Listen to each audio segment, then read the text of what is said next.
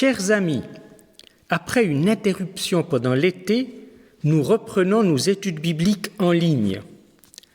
Elles seront désormais mensuelles.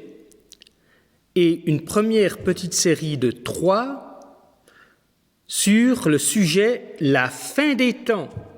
En quoi cela nous concerne-t-il ? Quand la crise du Covid-19 nous a tous frappés de plein fouet au quotidien pendant le semi-confinement au printemps dernier, j'ai entendu cette question.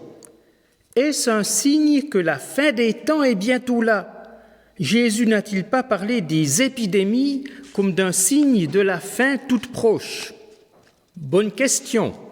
Effectivement, Jésus a parlé de différents signes en rapport avec la fin des temps dans le chapitre 24 de Matthieu. Dans ce passage, Jésus énumère les guerres, les famines et les tremblements de terre. Les épidémies sont mentionnées dans le texte parallèle de Luc 21.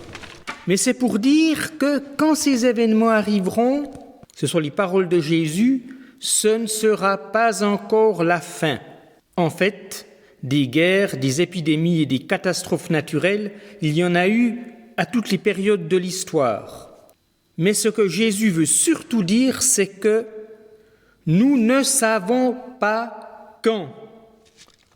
Nous ne savons pas quand la fin arrivera. Alors, cessons de nous préoccuper de la fin et vivons le moment présent ? Pas tout à fait. La fin, ça nous concerne. Si nous ne savons pas quand, nous savons que la fin viendra un jour.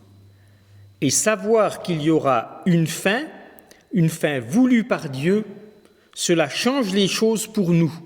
Cela nous concerne. Cela a des conséquences pratiques pour nous. Quelles conséquences ? Pour en savoir plus, suivez nos 3 études bibliques de cette saison. Elles seront consacrées à ce que Jésus a dit au chapitre suivant de l'Évangile selon Matthieu, Matthieu chapitre 25. Et cela inclut 2 paraboles et une description du jugement dernier.